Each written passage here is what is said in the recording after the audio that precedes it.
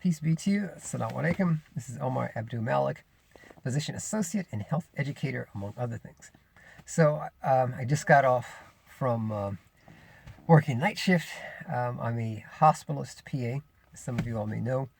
I wanted to answer a question I had in the comment section about what are some of the resources that I use in my work. So, that being books and journals and so forth. So one of the things that I use is this. This is Critical Care and Hospitalist Medicine Made Ridiculously Simple by Michael Donahoe, MD, and Mark T. Gladwin, MD. So they're both critical care and hospitalist physicians. So this is a very valuable book.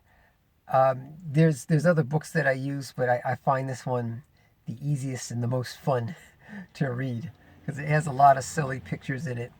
You see here's a doctor looking at a very sick patient, and he has all these are all abbreviations here: CHADS, ACS, SOFA, AKI, things like acute kidney insufficiency, BNP. What do all these things mean?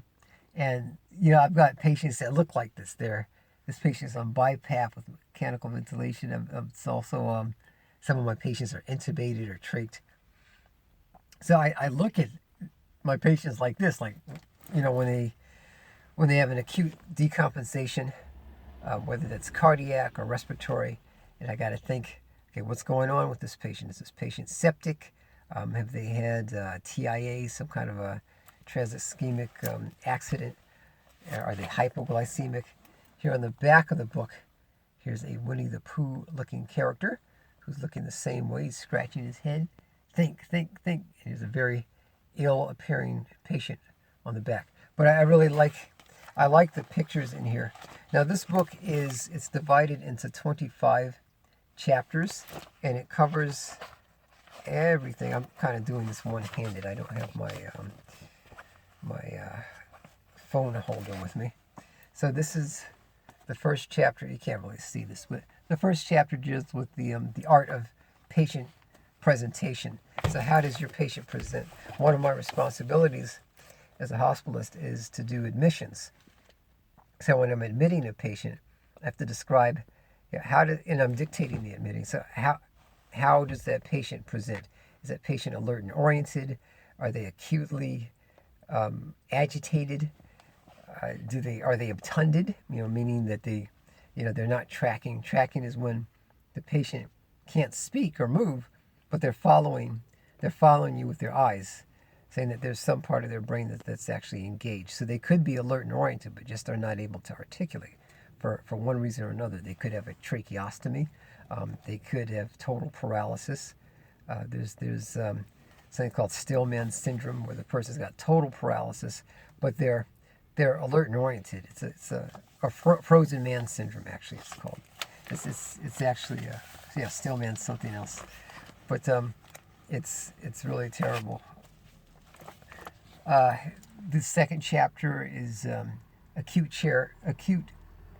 care chest radiography. That deals with your chest CTs or chest computed tomography or your chest x-rays. I order quite a few of those if a patient, if they have acute exacerbation of some type of respiratory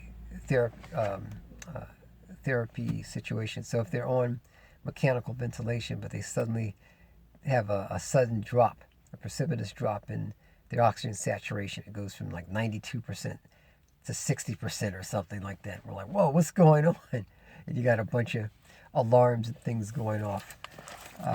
We order a chest x-ray for that. There's third chapter. I think I'm going to do all of these separately in another video. So this is point of care ultrasound. We use ultrasound machines to place PICC lines, but you can also use it as a diagnostic tool. Sepsis and resuscitation, fourth chapter. I see that a lot.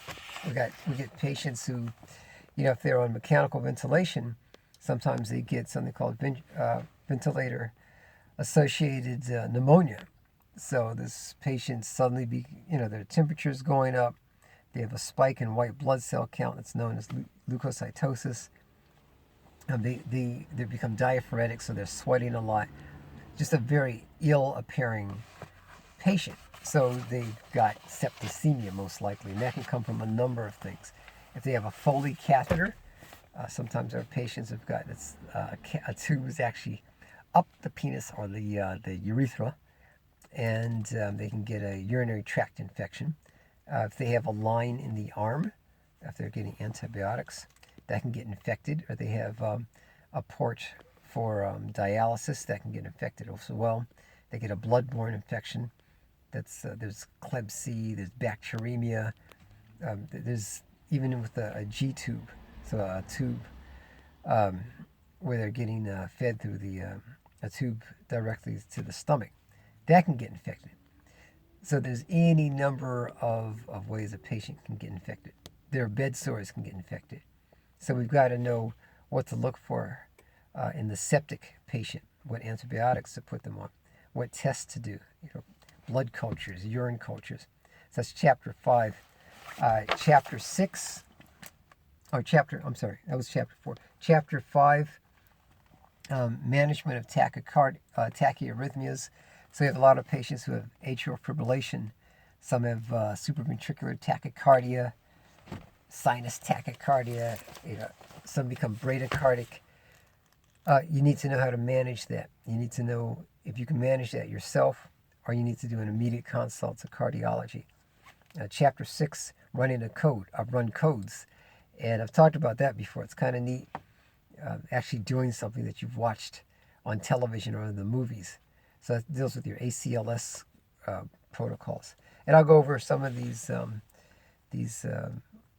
acronyms later in other videos. Hemodynamic monitoring.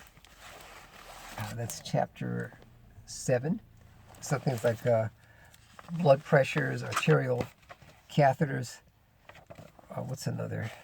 Oh, acute decompensated heart failure. That's chapter 9. We've got a lot of patients with heart failure, and the patient or even their loved ones might not understand what heart failure is.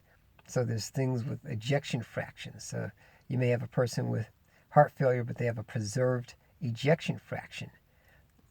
I'll talk about that in another video. That needs to be explained to the family, what's going on. Or if they have a low ejection fraction, that affects their overall prognosis, how well their clinical outcomes are going to be. So I'm going to skip forward to chapter 15, mechanical ventilation. You hear a lot of talk about mechanical ventilators. Now with this COVID pandemic, we need more mechanical ventilators. Well, you need people who know how to run the mechanical ventilation units. So your respiratory therapist. I work very closely with respiratory therapists. I'm not one myself, but I need to understand how the machines work. I need to understand the difference between, PEEP, FiO2, tidal volumes, respiratory, that kind of thing. So this book has got all of that in it. Here's another one. GI bleeding. This is chapter 22. So there's bright red blood, vomitus, or coffee ground emesis. These are things you're going to learn about in school. Chapter 23 deals with acid-base disorders. That goes along the lines of, things like respiratory failure. So if the person's in respiratory acidosis versus respiratory alkalosis, or maybe they're in metabolic acidosis. I'm going to cover that again. I want to do each chapter in a separate video. Backtracking to chapter 20, transfusions. Sometimes we have patients that need to have transfusions based on their hemoglobin and hematocrit. Let's see, the last chapter deals with neurologic emergencies, blood pressure control, intracranial hemorrhage, that kind of thing. So this is an excellent resource if you are if you want to be a hospitalist and you want to be a good hospitalist also. I have to read every day because it's so much information. It's easy to forget what you've read. There's new guidelines that come out. I've been a hospitalist for 6 years of the 20 years that I've been a PA. As a hospitalist, you also have to learn how to do certain procedures. You have to have a good understanding of pathophysiology. And again, this book has got a lot of silly pictures in it and mnemonics that make learning and retention of memory of your information fun, to me anyway. But that's it for now. I wish you guys the best of success in your positive endeavors. If you'd like to be a PA, or a hospitalist in particular, you can reach out to me on Instagram. Take care. Peace.